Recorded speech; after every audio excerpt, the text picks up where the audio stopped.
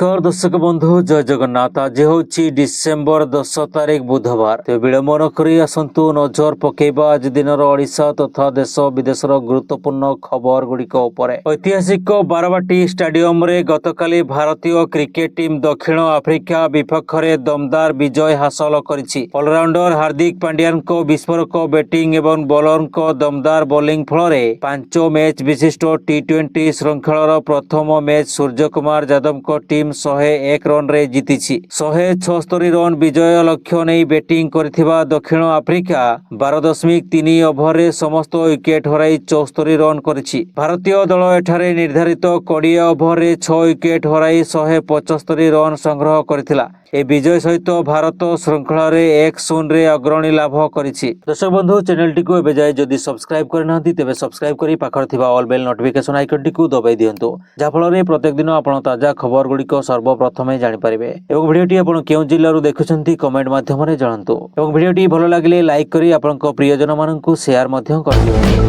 ओडिशा विधानसभार शीतकालीन अधिवेशन मंगलवार निर्धारित समयर 18 दिन पूर्वर अनिर्दिष्ट काल पई मुलतवी होईछि। ए अधिवेशन समय विधायक मंत्री बाचस्पति एवं पूर्वतन विधायक मानक दरमा एवं भत्ता वृद्धि पई संशोधित पारिश्रमिक बिल गृहीत होईछि। ए बिल अनुसार आगकू प्रति 5 वर्ष रे थरे विधायक एवं पूर्वतन विधायक मानक दरमा भत्ता पेंशन वृद्धि कराजिबार प्रावधान रहिछि। कोनसी सिटिंग विधायक मृत्यु हेले तांको परिवार को 25 लाख टंकार सहायता राशि मिलिबो। वर्तमान एवं पूर्वतन विधायक मानकर दरमा पेंशन उभय 90,000 टंका को वृद्धि करा जायछि। बाचस्पति को मासिक दरमा 40,500 टंकार 98,000 टंका को वृद्धि पाइछि। ए अधिवेशन 29 कार्य दिवस मध्यरु मात्र 11 दिन चली मंगलवार दिन शेष होईछि। परवर्ती खबर पिलांकु सोशल मीडिया रो कुप्रभाव रक्षा करिया पई ऑस्ट्रेलिया एक ऐतिहासिक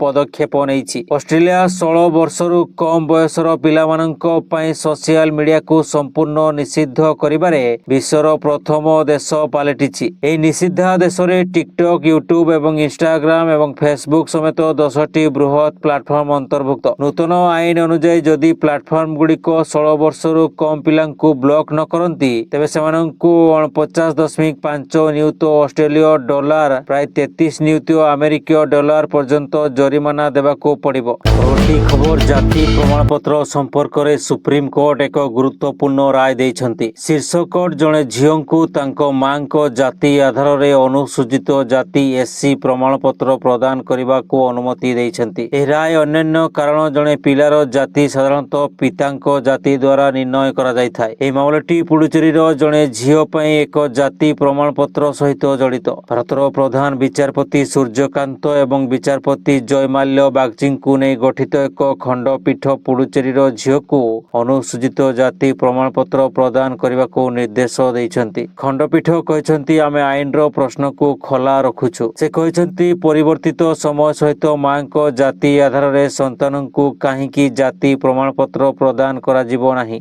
परवर्ती खबर आजकल सिजेरियन डेलीवरी संख्या बढ़िबारे लागिछि। यदि नॉर्मल डेलीवरी चाहछंती तेबे सरकारी हॉस्पिटल को जानतु बोली विधानसभा रे स्वास्थ्य मंत्री मुकेश महालिंग लिखित उत्तर रे कहछंती। स्वास्थ्य मंत्री कहछंती घरोई हॉस्पिटल रे अधिक हेउछि सिजेरियन डेलीवरी। 5 वर्ष रे राज्य रे मोट 30,08,383 प्रसव होईछि। सरकारी हॉस्पिटल रे सर्वाधिक 23,69,000 रु ऊर्ध्व प्रसव होईछि। सरकारी हॉस्पिटल 19,59,918 नॉर्मल डेलीवरी होईछि। 4,09,718 सिजेरियन डेलीवरी होईछि। घरोई हॉस्पिटल रे 1,48,242 नॉर्मल डेलीवरी होईछि। 4,90,505 सिजेरियन डेलीवरी होईछि घरोई हॉस्पिटल रे। परवर्ती खबर विध्वंस भावे महिला हत्या को नहीं मालकानगिरी रे लागी रही उत्तेजना। गोटे पटे पोड़ाजल और हिंसा परे भयरे MV26 गाँ छाड़ुछंती लोके।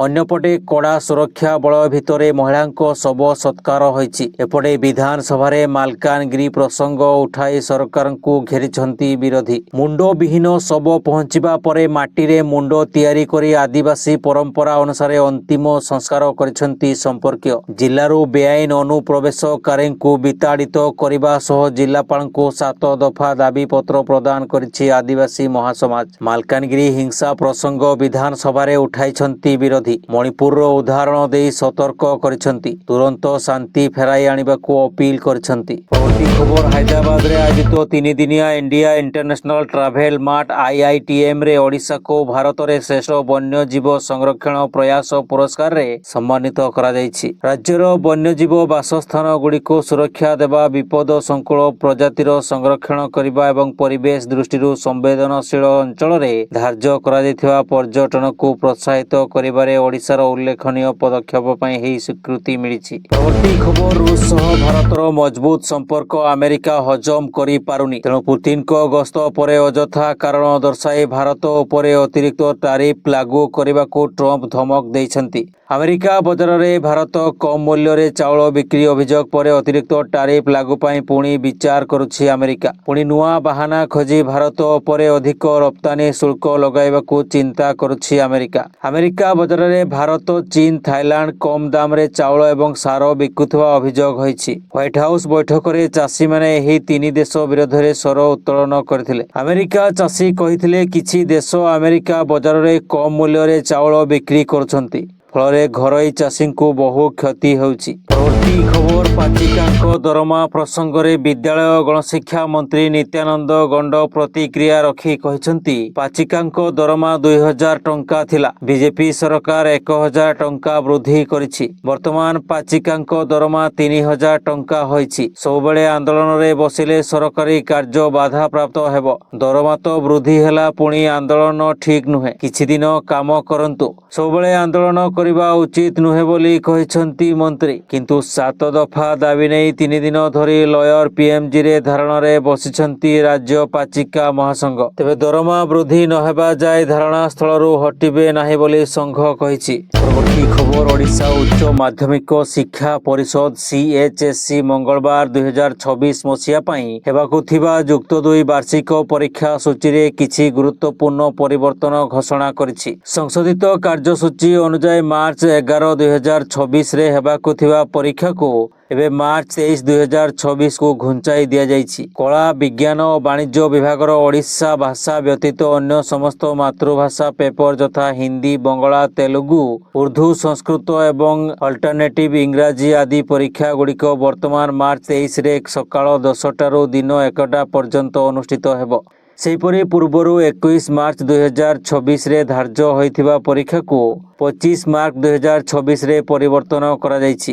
ଏହି ପରିବର୍ତ୍ତନ କଳା ବିଭାଗର ଲଜିକ, ବାଣିଜ୍ୟ ବିଭାଗର ଆକାଉଣ୍ଟାନ୍ସି ଏବଂ ସମସ୍ତ vocational trade subject paper IV ପରୀକ୍ଷାର୍ଥୀଙ୍କୁ ପ୍ରଭାବିତ କରିବ। ପରବର୍ତ୍ତୀ ଖବର ବଲିଉଡ ସିନେମା ଜଗତରୁ ଏକ ବଡ଼ ଖବର ସାମ୍ନାକୁ ଆସିଛି, ଯାହା ଶୁଣିବା ପରେ ପ୍ରଶଂସକମାନଙ୍କ ଖୁସି କହିଲେ ନ ସରେ। ବକ୍ସ ଅଫିସରେ ଇତିହାସ ରଚିଥିବା ଏବଂ କୋଟି କୋଟି ଦର୍ଶକଙ୍କ ହୃଦୟ ଜିତିଥିବା ଚଳଚ୍ଚିତ୍ର 3 ଇଡିୟଟ୍ସର ସିକ୍ୱେଲ୍ସ ବା 3 ଇଡିୟଟ୍ସ 2 ଆସିବା ଏକରକମ ନିଶ୍ଚିତ ହୋଇଯାଇଛି। ଦୀର୍ଘ 15 ବର୍ଷର ଅପେକ୍ଷା ପରେ ପୁଣି ଥରେ ବଡ଼ ପରଦାରେ ସେହି ପୁରୁଣା ମ୍ୟାଜିକ୍ ଦେଖିବାକୁ ମିଳିବ। ପରବର୍ତ୍ତୀ ଖବର ସରିଲା ବିଧାନସଭାର ଶୀତ ଅଧିବେଶନ। ବିଧାନସଭାର ଗୃହ କାର୍ଯ୍ୟ ଅନିର୍ଦ୍ଦିଷ୍ଟ କାଳ ପର୍ଯ୍ୟନ୍ତ ମୁଲତବୀ କଲେ ବାଚସ୍ପତି। ଶୀତ ଅଧିବେଶନରେ ମୋଟ 11 ଦିନ ଚାଲିଲା ଗୃହ କାର୍ଯ୍ୟ। ତେବେ ଏଥର ବିଧାନସଭାର ଶୀତ ଅଧିବେଶନ ବେଶ ଚର୍ଚ୍ଚିତ ଥିଲା, କାରଣ ରାଷ୍ଟ୍ରପତି ଦ୍ରୌପଦୀ ମୁର୍ମୁ ବିଧାନସଭାକୁ ସମ୍ବୋଧିତ କରିଥିଲେ। ଖାଲି ଏତିକି ନୁହେଁ, ବରଂ ଅତିରିକ୍ତ ବଜେଟ୍ ଉପସ୍ଥାପନ କରିଥିଲେ ମୁଖ୍ୟମନ୍ତ୍ରୀ ମୋହନ ଚରଣ ମାଝୀ। ଏହାସହ ଅନେକ ପ୍ରସଙ୍ଗରେ ଶାସକ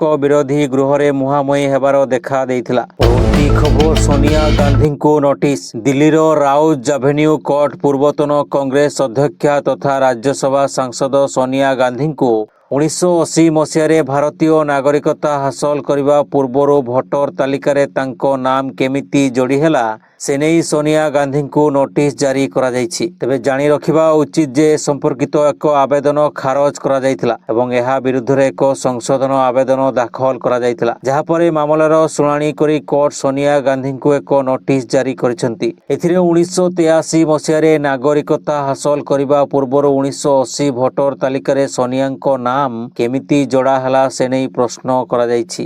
ଆବେଦନରେ କୁହାଯାଇଛି ଯେ ଏଥିରୁ ଜଣାପଡ଼ୁଛି ଯେ ପ୍ରଥମେ ତାଙ୍କ ନାଁ नाम जोड़िबा पई जाल कागजपत्र व्यवहार करा जाई थाई पारे। परवर्ती खबर टीपी एनओडीएल पक्षरु चतुर्थ जातीय लोक अदालत तथा समाधान शिविर आसंता डिसेम्बर 13 तारिख शनिवार दिन डिविजन सब डिविजन कार्यालय एवं कचेरी परिसर रे अनुष्ठित हेबो। एथिरे उपभोक्ता माने अनधिकृत विद्युत व्यवहार एवं विद्युत चोरी आदि संबंधी मामला गुड़िकर समाधान क्षेत्र में सहायता पाई परिबे। एही लोक अदालत सकाळ 9 ରୁ अपराह्न 5ଟା पर्यंत अनुष्ठित हेबाकु थिबा बेले उपभोक्ता माने ए संपर्कित अधिक सूचना डिविजन कार्यालय रे पाई परिबे। उपभोक्ता माने अधिक विवरणी पई आपनक निकटस्थ टीपी एनओडीएल उपखंड किंबा डिविजन कार्यालय सहित जोगाजोग करी ए संपर्कित सहायता पाई परिबे। परवर्ती खबर विश्व प्रसिद्ध कोणार्क सूर्य मंदिरर गर्भगृह रे थिबा बाली काढिबा पूर्वरो गतकाली मंदिरर कांथर स्थिति अनुध्यान करिया पई 9 मीटर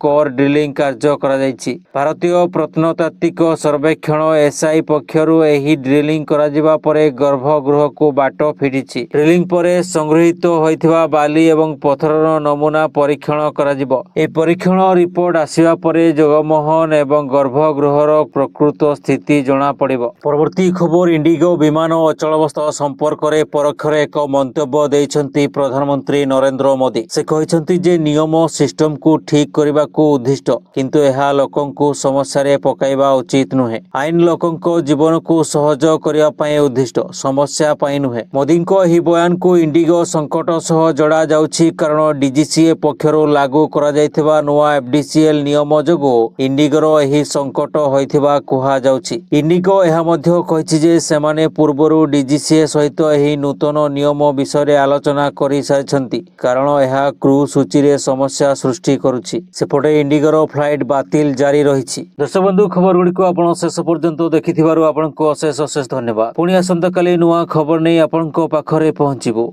सेतेबेले पर्यंत विदाय दियंतो। धन्यवाद।